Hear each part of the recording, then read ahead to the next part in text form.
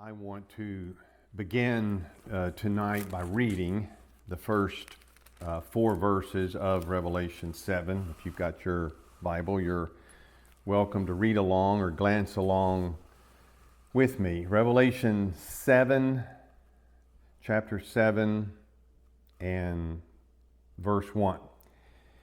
And after these things, I saw 4 angels standing on the 4 corners of the earth, holding the 4 winds of the earth, that the wind should not blow on the earth, nor on the sea, nor on any tree. And I saw another angel ascending from the east, having the seal of the living God.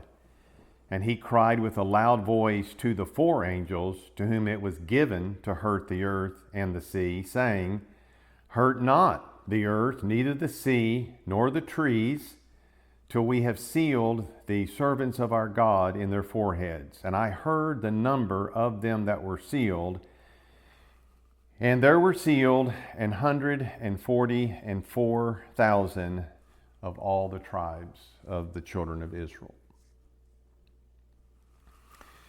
So for the last several weeks, we have been looking at the second half of John's first vision of this chapter. Actually 7 weeks to be exact. We were looking at verses 5 through 8, looking at the 12 sons and the 12 tribes. And I hope that wasn't a wasted endeavor. I hope that was able to give you just a better, all-around grasp on the 12 sons. What's the big deal? The 12 tribes, what's the big deal? It's just been a belief of mine, and I didn't really learn this in any particular class or anywhere. I just gathered it from reading my Bible enough that the 12 tribes are foundational for understanding the Old Testament. And I think that in so many churches we hear the stories of the patriarchs, the patriarchal narratives, and so we know about these 12 men, and we just, in Sunday school we have little pictures or diagrams of something of the 12 tribes, and not realizing that the rest of the Old Testament history is based around these 12 men, which became 12 family groups, which became 12 tribes, which inherited 12 divinely appointed portions of the promised land once they crossed from Jordan east to west into the promised land. And I've said before, not only is that in the Old Testament, but when we get to the millennial reign of Christ, I did bring one of the maps. That was this map, which you maybe still have with you, maybe you don't. When we get to the earthly millennial reign of Christ, we still have the 12 tribes. Now, the allotments are entirely different, by the way. They're all east to west. They're all horizontal. They're all more or less uniform. Where you remember from that earlier map, it was just a hodgepodge of some tribes got a little tiny thing, and some got a sliver, and some got a big section. In one sense, this is more equitable in that, you can't all have the same territory. So someone has to have something to the south, and someone has to have something to the north. But at least it's more or less equitable. The only real difference is when you get to the tribes up in the north, which would be Dan, Asher, Naphtali, and Manasseh, they actually have more land than the tribes on the south, which is no big deal because they're so much further away from the sacred area, from the temple complex, which is between Judah and Benjamin. But anyway, what I was saying is, not only are the 12 tribes important in the Old Testament history, you just have to know that. You just have to know, you don't have to know everything, but you've got to know some things about them. And the higher your level of knowledge goes about the 12 tribes, the higher your understanding will go as you're reading Kings and Chronicles and the prophets. Because when you come on these names, it's not just a tribe name. You know, oh, I know who the mother of that son was. I know what his relationship. I kind of remember maybe Jacob's prophecy and Moses' prophecy.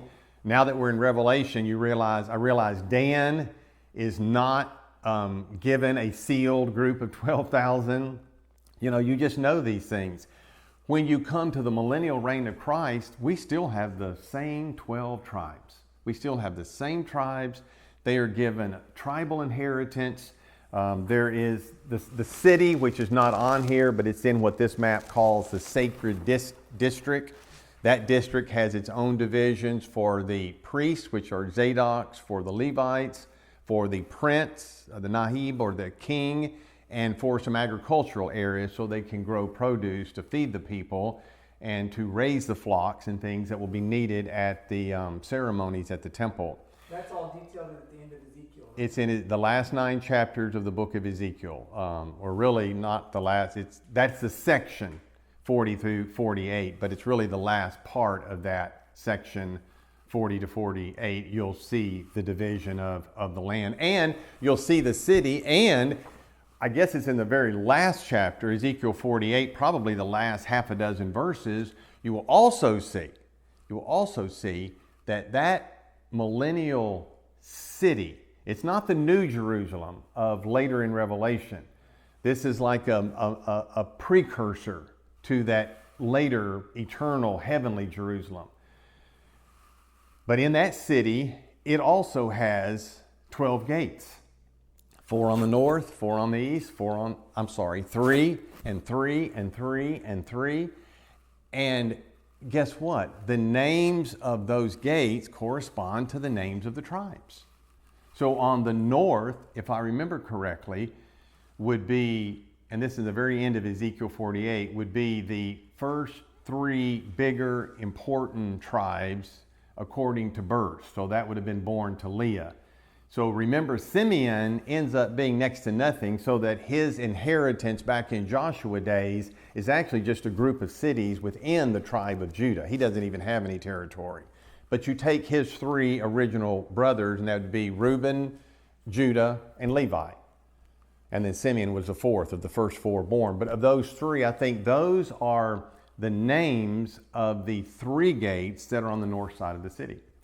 And then I don't remember, but you'll have 3 more brothers on the east, on the south, and on the west. And of course, jumping ahead in our mind, which we've done before, but to Revelation 21, to the eternal city, it also will have 12 gates. And those gates also will have the names of the 12 tribes of the children of Israel.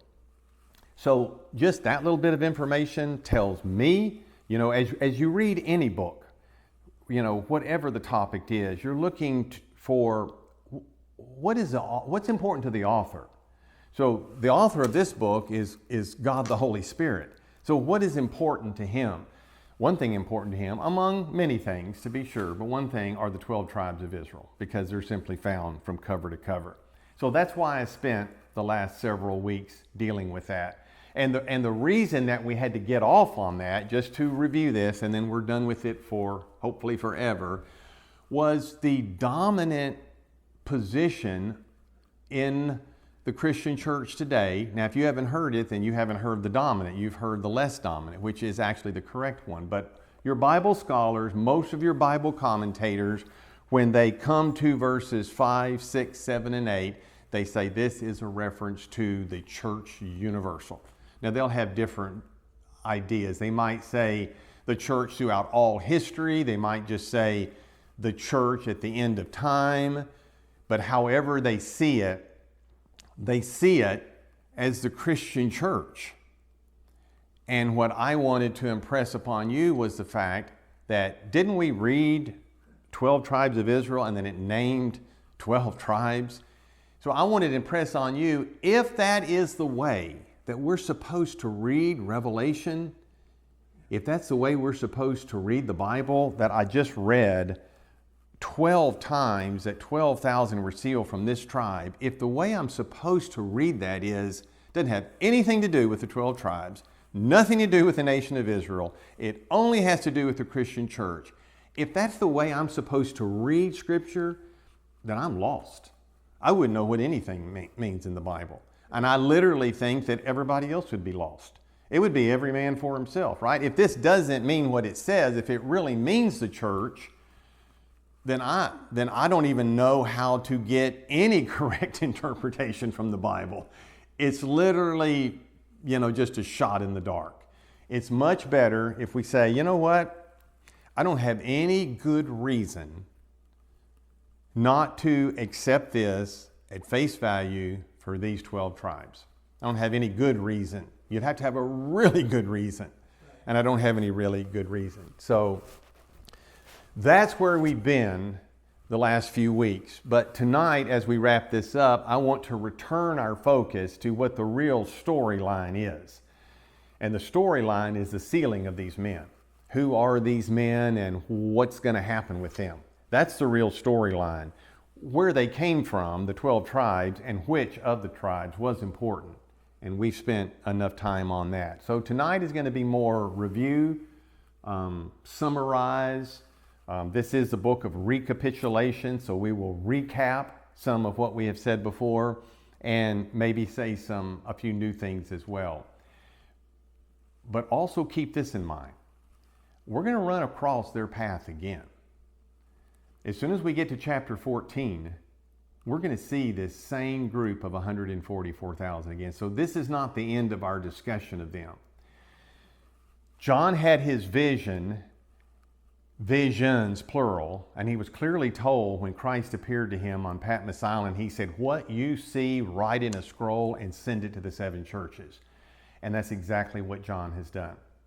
He sees a vision, and at some point, then or shortly thereafter, he writes that vision down. And he writes it on a scroll, and he sends it. It goes to the church of Ephesus first, works its way through that mail circuit, where the mail delivery was, and it ended up finally in the end of Revelation chapter 3 at that church of Laodicea. So we're going to run across their path again. There are things said about them in chapter 14 that aren't said here. When John had this vision, he hadn't had that vision yet. And that's just the first vision of chapter 14. He's going to go on to have more visions. That's what Revelation is. It's just a bunch of visions that John has. He didn't have that information. We have it, so you would be well within your rights to say, we're going to study these sections together because now you have all of the information. The only reason I decided not to do it that way is not because that would be wrong, because now that you have both of them, you could put them, let's combine all the information we know on the 144,000. Let's do that right now while we're in chapter 7. And that way, when we get to the first 5 verses of chapter 14, we can skip them. We've already done it. The only reason I decided not to do it that way was because I really do want to keep things in my teaching of them in the order in which John saw them and wrote them down. Which means chapter 14, the first 5 or 6 verses, I think it's the first 5 verses, his first vision there, about the 144,000. When we get to that, you know what we're going to do, because I always insist that we do this, and that is try to figure out why the author is placing what he does where he does, because that's always instructive in itself. Even beyond what the actual verses say, the placement itself is instructive. So even though we're getting ready after tonight to leave the 144,000, we will cross paths with them again. So keep that in your mind, and when we get over to chapter 14, you're going to have to pull from the recesses of your memory some things that you have heard and learned earlier on the 144,000 from chapter 7. So what I want to do tonight is is break this up under 3 headings to make this a little easier to understand. These are just some final thoughts on the 144,000. John's first vision of chapter 7. I want to break it up under 3 headings. First of all, so this is, number 1 in your notes or in your mind. I just want to review, recap, summarize the placement of this chapter and the vision that occurred within the context of this book. And we've done this before. We're going to look at a couple of verses, though, to remind ourselves of some things. But we have discussed this. We have discussed this earlier. I am just a huge proponent of trying to do the best exegesis that we can do of any passage.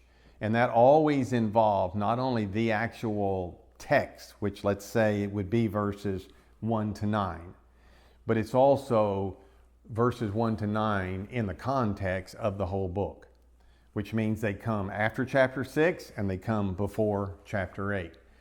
So you'll remember in chapter 6, John has a vision of 6 of the seals, 6 of the 7 being broken.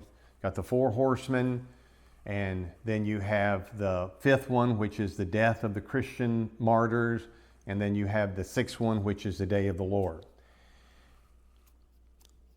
So when you back away from that, apart from looking at all of the specifics, which we've already done, when you back away from that, what you see is just immense human death, either by war or by famine or by disease or by wild animals or by persecution. You see pretty much everybody's dying, it seems like. And by the time we get to the 6th seal, then we find those that are left are running to the rocks, into the caves, saying, "Hide us from the face of him who sits upon the throne." This is the context of this vision being given to John, and therefore the context of him writing it. And so in light of all that, he ends chapter 6 by saying, the great day of their wrath has come, and is anybody going to be left alive? That's what he's saying. That's a rhetorical question that until we got to chapter 7, and if we didn't know anything else about the Bible, and if we're just reading it like we are supposed to read it, and that's kind of read it like a blank slate here, that your mind doesn't have any imprint on it, and you're just absorbing the human carnage and the terror of chapter 6, then you might be raising the question yourself, well, can anybody survive? Is that even possible from all these things happening? Think of all the things we talked about under the 6th seal in the day of the Lord. That's the shaking of the heavens and the shaking of the earth. It's just a catastrophe after a catastrophe happening. So if we were just reading it ourselves, we might raise the question, can anyone make it? Can anyone survive? So when John asks a question for us, in case we don't, he says, the great day of their wrath has come. Who will be able to stand? And if we're just reading along, we would probably say, I don't think anyone can live. Not based on the severity of these 6 seals, I don't think anyone can live. And so this is the context in which this vision is given. There's always grace somewhere hidden in the middle of judgment. There's always mercy. Every time God has done anything of some catastrophic proportion, you will always find there is some level of mercy and grace there.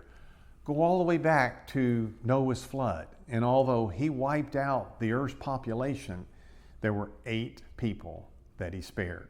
And go back to Sodom and Gomorrah, where Abraham reasoned with him, if you can find 50, if you can find 40, what about 20? What about 10? Will you spare it? And God said, I will spare it. But he couldn't even find that many. But he did spare Lot and Lot's family.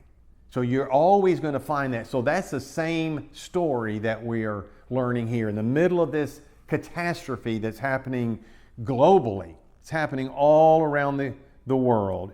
In the middle of all of this, all of a sudden we have this wonderful vision, and this vision is there are 144,000 at least.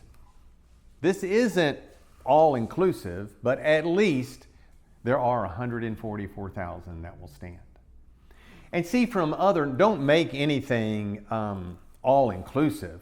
From other knowledge in our mind, we would know, well, Paul says that at the second advent in 1 Thessalonians 4, there will be living believers. There will be Christians who are not given any particular seal. They're simply changed and raptured. So we know there are going to be people alive from another passage of Scripture, another book of the Bible. That's not talked about here. What's told us here is something that we probably would not have known otherwise. And that is that there are 144,000 Israelites that are sealed. So why Israelites? Well, if you'll turn over to Jeremiah chapter 30 and verse 7, a verse I've quoted, and I could quote it to you now, but it's good for all of us to see it together. Jeremiah 30 and verse 7. Very important verse that we will have recourse to on many occasions, where Jeremiah says, "Alas," and that's a Hebrew word that is a word of surprise and shock. Remember here in John's own book of Revelation, he uses that Aden Kai Edu in the Greek, which he starts the next vision in verse 9 with in Revelation 7. We'll get to that at the beginning of next week's study, where he says what? "I looked and behold," or it's sometimes translated, "Lo and behold." That's a particular Greek phrase, Kaden I Edu, that he uses. And so it's very similar here in Jeremiah, where it in your King James says, "Alas!" exclamation point. In other words, we're not just supposed to read boringly through "alas." This is, "Alas!" This is amazing. "Alas! That day is great, so that none is like it." We're supposed to be shocked, and we know what day that is. That is Yom Yahweh, the day of the Lord. That day is great, so that none is like it. And then he describes it like this: "It is even the time of Jacob's trouble, but he will be saved out of it." It is even the time of Jacob's trouble. What are we talking about? The 7 tribes of Jacob, the 7 tribes of Israel. The 12 tribes of Jacob, the 12 tribes of Israel in Revelation chapter 7. Yes, we're talking about, that's the same person, Jacob, Israel.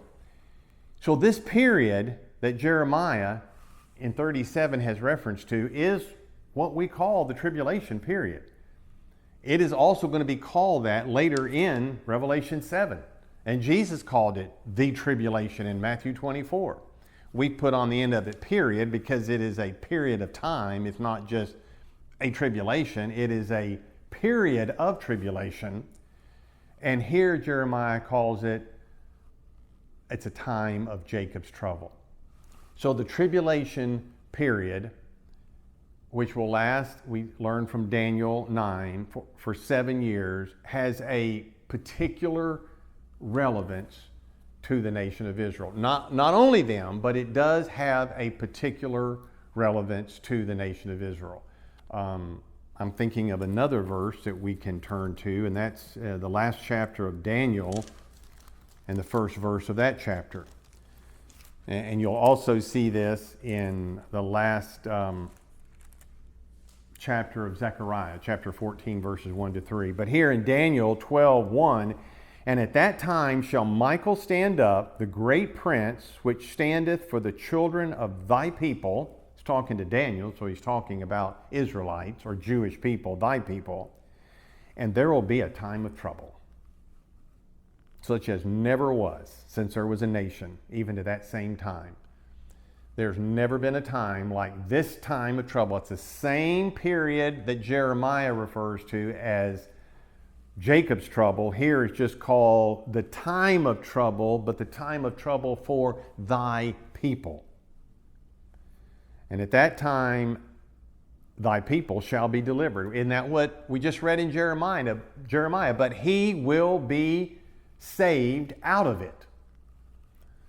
So they both are saying the exact same thing, just with a little different terminology. So this is the setting of the vision within the book of Revelation, that it's a period of extreme difficulty and tribulation and trial, and death, and 144,000 men are given a special protection and seal so that they can endure it. The second thing I want to talk about tonight, I remember, so that was number one, was this vision within the context of the book, and then now we're on number two. I think I remember several months ago when we first started talking about the 144,000 and their sealing, and it seems like I raised a question, what does this bring to your mind in the Old Testament? And I don't know that anybody jumped on that, but now you should be able to jump on it, and that is back to the book of Ezekiel, chapter 9. So if you'll turn to Ezekiel, we're going to look at what Ezekiel says. Ezekiel 8, 9, 10, and 11 are one section in themselves.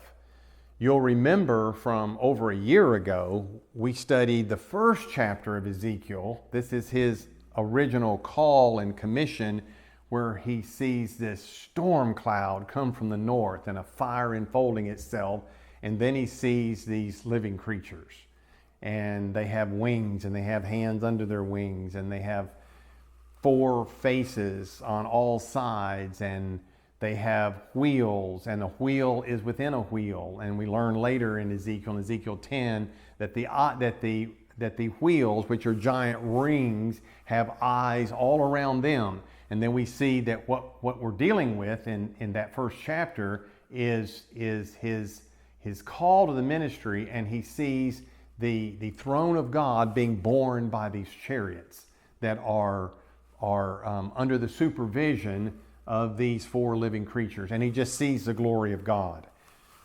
14 months later, he has another vision. We learn this from chapter 8 and verse 1. He has another vision. And what's happening in chapter 8, before we get to 9, I want to see the context. What's happening in chapter 8 is Ezekiel, who is in Babylon on one of the canals called Kibar that goes off the Euphrates River in a little exilic community called Tel Abib. He is there with exiles who've been taken from Jerusalem to Babylon.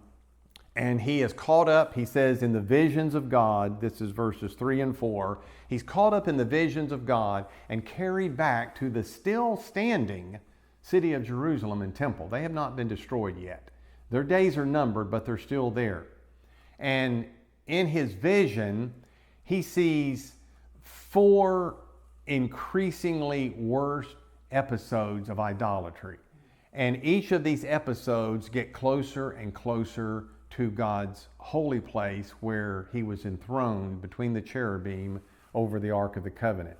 First of all, he sees some kind of idolatrous image, and he calls it the image of jealousy that provoketh to jealousy, because this was an idol that provoked the God of Israel to jealousy for his namesake and for his holy sanctuary. And he works his way closer and closer to the innermost part of the temple, and he just sees, first of all, then he sees 70 men, and they've got all kinds of drawings of creatures on the wall. He sees women bowing to this goddess Tammuz, and then at the very end of chapter 8, he sees 25 evidently priests, and they all are bowing and worshiping the sun. That's the context. That's what's going on in chapter 8. And in the very last verse of chapter 8, you'll read that God says, whenever the people cry with a loud voice in my ear, I will not hear them. Because it's just gotten too late in the history of Old Testament Israel. And so when we open chapter 9, it's interesting, the very first verse there, Ezekiel said, God had just said, when they cry in my ear with a loud voice, now Ezekiel said, God cried in my ear with a loud voice. And here's what God said. Calls them that have charge over the city to draw near, even every man with his destroying weapon in his hand. And behold, 6 men came from the way of the higher gate, which lieth toward the north, and every man a slaughter weapon in his hand. It's like those 4 angels that you read about. Exactly. So yes, we have those 4 angels. So here's one of the points that I want to make in our study tonight, and I need to hurry up so that we can get done. Anytime we go to the Old Testament, anytime we're in the New Testament, like we were, and I say, hey, what is this sealing of 144,000 men? What does that remind you of the Old Testament? You're supposed to say Ezekiel 9. If you didn't say it then, now you'll say Ezekiel 9. Okay, so when we go back to the Old Testament foundation for that, we have to be very careful in determining what do we import from this account. You can't just take everything. You've got to find, by common sense and by laying the passages beside each other, what is God the Holy Spirit wanting me to see in this narrative of Ezekiel that is somehow applicable for what we're studying over here with 144,000. So just to give you for instance, what Ezekiel is seeing is happening all in the city of Jerusalem. But I don't think we're supposed to take that over to Revelation 7 and say these 144,000 men were sealed in the city of Jerusalem. You could, but I doubt that's the point, because those angels that you just referenced are standing on the 4 corners of the earth. They're in every direction. It is a global kind of phenomenon that they're involved with. So we have to look at the passage and say, what is applicable and what isn't? Another thing that is occurring here is, apart from the ones that are marked, everybody else is killed here in Ezekiel. But that's not true when we go over to John in Revelation 7, because no Danites were sealed, right? But we know Danites survived the tribulation because they have an allotment in the far north in the land of Israel during the tribulation period. Anyway, back to the middle of verse 2. But you're right, yes, there were 6 men, 6 angels. They are comparable to the 4 angels. And then what do we have here? And then he said, one man among them, this is a 7th man or angel, was clothed with linen, and he had a writer's inkhorn by his side, and they went in, all of them, and stood by the brazen altar. And the glory of the God of Israel was gone up from the cherub whereupon he was to the threshold of the house. And what you see in Ezekiel 8, 9, 10, and 11 is this gradual departure of the glory of God.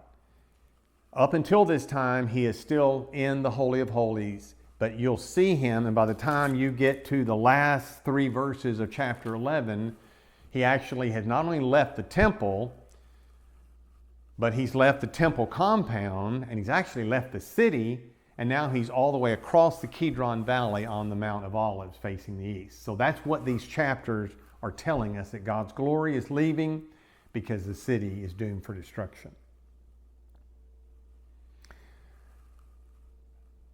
Middle of verse 3. And he called to the man clothed with linen, which had the writer's inkhorn by his side. And the Lord said to him, go through the midst of the city, through the midst of Jerusalem, and set a mark upon the foreheads of certain men. And those men were those who sigh and cry for all the abominations that are done in the midst thereof. So that is obviously the point that we see transferable over to Revelation chapter 7, that God was going to protect a particular group of people here through this visionary experience Ezekiel has in the city of Jerusalem, and he's going to do it not just randomly. He didn't just pick eeny, meeny, miny, mo, or every third person. The people that he picked were the godly. The people that he selected to mark with the writer's inkhorn were those who were as grieved as God was over what was happening in Jerusalem. They sighed and cried and moaned over the abominations. Maybe a little bit like Lot. The account in Genesis doesn't tell us that Lot was sorry for the sins of Sodom and Gomorrah. It doesn't tell us, but we read about what we read in the New Testament. I don't know if it's Jude but they tell us that Lot's righteous soul was vexed day to day with the abominations that were being committed around him. In that's why 2 God Peter saved his 2. life. If he was vexed in a righteous way, he was crying and sighing for all this evil. Probably so. In some ways similar. Probably so. But I definitely think it's true with our 144,000. Because when you go over to chapter 14 of Revelation, that's where we're told more about them. We're told that they are virgins. We're told that there's no guile or deceit in their mouth. We're told that they follow the Lamb whithersoever he goeth. So we haven't gotten that far yet. And I said before that I can't help but pull some of that to our story because we need it to fill in the details. But I don't want anyone to have left this study, because we've talked so much about the 12 tribes of Israel, and think of these 144,000 as simply Israelites. They're Israelites, but they are Christian Israelites in every sense of the term of Christian. They're an Israelite, as was the Apostle Paul, but they're a Christian, as was the Apostle Paul, because they're following the Lamb. So in other words, they're not just Jewish people under the mindset of the God of the Old Testament. They're not that kind of Jewish people. They're definitely Jewish people, but they follow this Lamb whithersoever he goeth. So when we take that with chapter 7, with chapter 9 here in Ezekiel, with this particular verse, the ones that are marked are special, chosen people. And I just think that's something that we all need to think about in our own life as well. That, you know, I'm reminded of the Beatitudes where Jesus said, "Blessed are those who mourn, for they shall be comforted." Well, he's not talking about crying because you don't get your way. No. He's talking about crying over something significant. And that is the sin of the world, the sin of the church, the sin in our own life. Right. Just, God, I want your kingdom to come and your will to be done on this earth as it's done in heaven. And it's done perfectly in heaven. And we do not do it perfectly down here. So these men in Ezekiel's account are crying and moaning for the state of the nation of Israel and what the nation of Israel was about to experience. So I can't help but think that the 144,000 are the same type of Jewish men. Christian Jewish men, but the same type of men. So I'm just saying this pattern, the pattern of the 6 and 1, the 6 destroying and the 1 marking, is the same as the pattern over in our account in Revelation 7 of the 4 holding back destroying winds and the 1 angel saying, don't do anything until we mark these men. They're called servants of the Most High God. So to me, that says they have some type of service to perform. And, you know, we could have asked this question, maybe we did earlier. Why not just seal 1 per tribe? That's what they did whenever they sent the spies out, right? Yeah. They pull 1 per tribe to go spy out the land. So, you know, these are questions that aren't answered, but these are questions that we should be asking. And I would start with, why not just 1 per tribe? Because that would follow the Old Testament pattern back there. But that's not the way it was. So, okay, then why not 12 per tribe? That would be a great number, 12 per tribe. Why not 120 per tribe? Why not 1,200 per tribe? Why 12,000? Well, I don't have the answer, but my assumption, and I think I've said this before, but my assumption would be it's going to take 12,000 per tribe, or 144,000 total, to do whatever it is they've got to do. Right. I can't prove that to you. No one can tell you why. Definitely the number has some symbolism in it because there are 12 tribes and 12,000. But again, you could have 12 tribes and take 1,200. 11,500 from each tribe. Or you could take the 1,200 and you still have your 12 and 12 symbolism. Why is it 12,000? To me, it may have to do with the fact that it'll take that many to do whatever it is God has called them to do, which is the whole question. That is like the white elephant in the room, by the way, is we know something about these people. We know they've been sealed. We know they've been marked on their head. We know that's the name of the Father and the name of the Son. We know that from Revelation chapter 14. But why are they sealed? Well, they're sealed so they don't die. Well, we know that, but you could just rapture them if you don't want them to die. You know, there are other ways around them not dying. So why is it 12,000 from 12 tribes? What is it they have to do? We will still be discussing that. All right, and then to conclude tonight, this is my third point, what I just call some final thoughts on the sealing of the 144,000. Just some final thoughts. First of all, no Danites are given this special seal of protection, right? And we know that they're sealed, and it's a protection because that's the whole background of the vision. The angels are saying, the angel said, hold these winds back. Don't destroy anything on the earth. Give us a moment of calm and peace until we can seal the servants of our God in their forehead. So no Danites are given this protection, but that doesn't mean that they're all killed during the tribulation. It's just very interesting that they aren't. We're not going to redo that. That was last week. But they still, enough of them survive the tribulation that they are given, this is Ezekiel 48 verses 1 and 2, they're given this whole territory way up far north, the headwaters of the Sea of Galilee.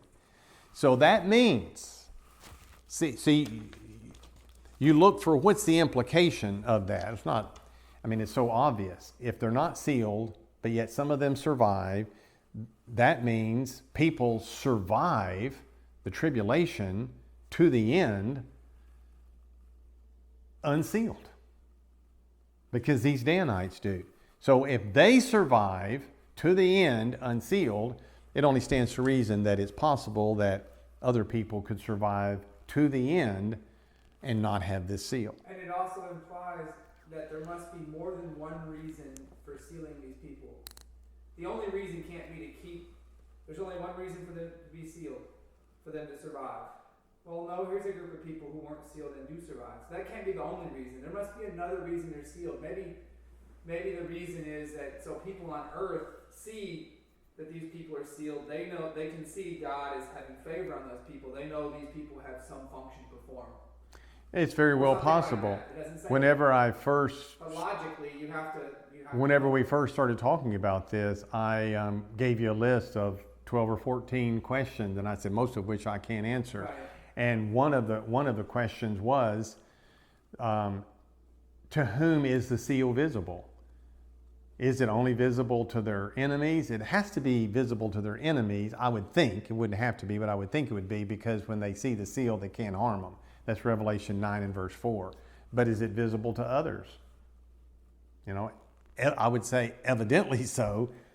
But as I said back then, the information that we are given is so minimal compared to what we're not given. We know that they're sealed. We know it's in their forehead. We know it's the name of the Father and the Son, although we don't even know exactly what that means because we don't know what name of the Father, what name of the Son. We know the number. We know their ethnicity. We know their tribal origin. And we can only go so far through logical deduction at arriving at a conclusion, but we can't overstep our bounds. But we need to keep asking questions just to see if maybe another question that we ask actually then leads us to a better understanding of something in the Bible that we would not have understood otherwise. Well, the question you led me to ask, which I never asked before, was I just thought the only reason they were sealed is so that they would survive. But there must be another reason that they were sealed. And if the Danites survived and they weren't sealed. If you go back and listen or go back and look in your notes to that message I did, we looked at there are 4 different reasons for sealing. One of them, the one that's highlighted definitely here, is protection, or survival. but ownership and identification, and there You're was right. You there did were talk 4 about different reasons. And we looked at some verses all the way back to Cain being sealed or marked with something. That's right. So that is in an earlier message. But I mean, that just goes to show all of us there's so much being said in these messages because there's so much in the Bible. Right. Can't possibly remember it all. But you always are gaining a little. You know, you're never going backward, not as long as you're always reading and studying the Bible. You might forget something, but you're actually just not going backwards. You're gaining. Yes, as we keep moving along. Line upon line, precept upon precept. Here a little and there a little. Another final thought, that was the first one. No Danites were given this special seal, and yet they still, enough of them survived. Secondly, from last week, evidently 12,000 Ephraimites were sealed. Evidently, but they are subsumed under the name of their father, Joseph. And hiding their name may have been a nod to or a frown upon their past idolatry, although it was not as early nor as extensive as was the tribe of Dan. A third of my final thoughts. Because Dan is out of the list, who came in the list in the place of Dan? Levi. Which at first appears unusual because remember, ever since the separation of the Levites to the service of God way back in the wilderness days, they are normally not included in the list of the tribes. Now I say normally, there are exceptions, but normally not, because most of the lists dealing with the tribes have to do with something about territory or land. And because they don't have any particular land given to them, they're not included. They are included, however, in Revelation chapter 7. So at first that may appear unusual, but really not when you realize that this chapter has nothing to do with property or land allotments. It only has to do with sealing. It doesn't have anything to do with tribal allotments, no property. None of that's even under discussion. So I think that makes it much easier to say, oh yeah, I would assume that Levi would be included here, especially since Dan is gone. We've got to find a 12th tribe somewhere. And also keep in mind with regard to Levi, if we are to take the Bible's teachings literally about the future land of Israel and a future rebuilt temple and a reinstitution of the temple services, and I don't know how else to take the Bible. Daniel talks about this. Jesus talks about when the abomination of desolation is set up in the holy place. Well, there's no holy place today. There is no temple today, you know. So if there's going to be, and I believe that there is, but I'm just throwing that out there with a question mark, if there is to be a rebuilt temple and a resumption of temple services, then Levites will be living definitely right in the land of Israel.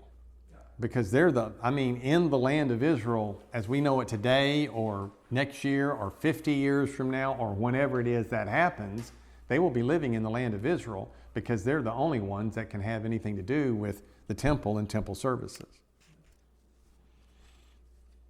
And the fourth and final thing I wanted to say tonight is, and we've already touched on this before, but in Revelation 9 and verse 4, the primary reason for the sealing is to supernaturally protect them. And it is a supernatural protection. Revelation 9:4, it was commanded them that they should not hurt the grass of the earth, neither any green thing, neither any tree, but only those men which have not the seal of God in their foreheads. And the they, who are these men that are going to be hurting, or beings, they are these locusts that come out of the bottomless pit. So whomever, whatever these locusts are, these are the ones out doing the hurting, doing the damage. And the right or authority was given to them to hurt all other classes of people. Doesn't mean they can hurt every single person, but they can hurt all other groups of people, Jew, Gentile, left, right, North Pole, South Pole. But these particular people, 144,000, they were not allowed to hurt. They are supernaturally protected. So I know we're thankfully and happily through a little early tonight, and I want to leave you with the question of the white elephant in the room. And by the way, next week we will be on John's second vision in this chapter. So read those verses, the second vision, verses 9 through 17. We will be starting fresh with verse 9 next go around. When I look at verse 8, and I'll probably say this again next week or the week after, it just ends so abruptly. We have all this leading up to in the first verses of this chapter.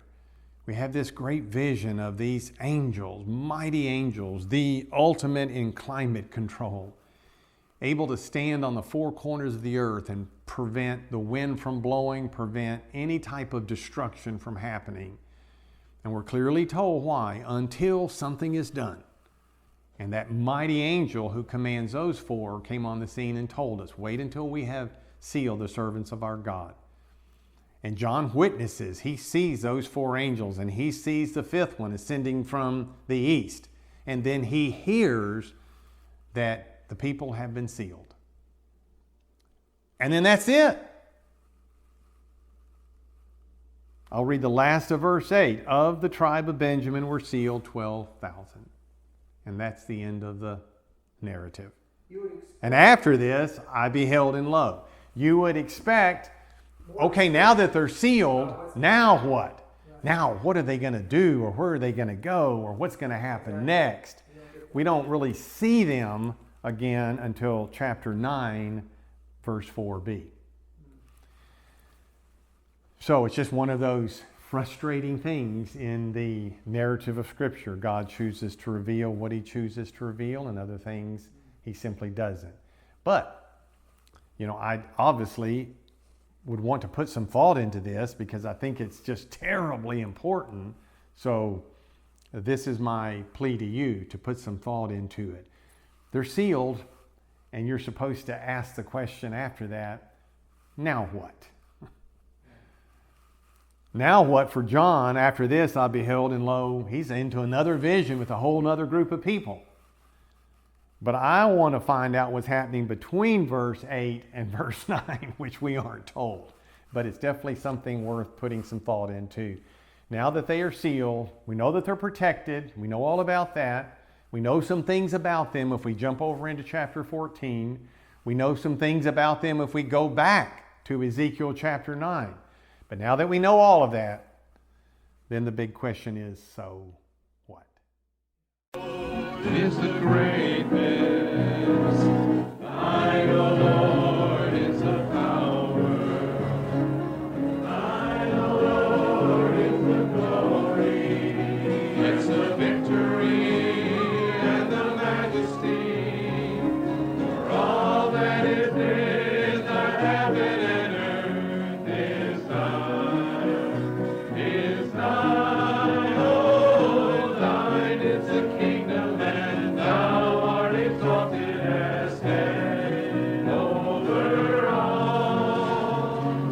Thine is the kingdom, and thou art exalted as head over all. Thine, O Lord, is the greatness. Thine, O Lord, is the power. Thine, O Lord, is the glory, and the victory, and the majesty,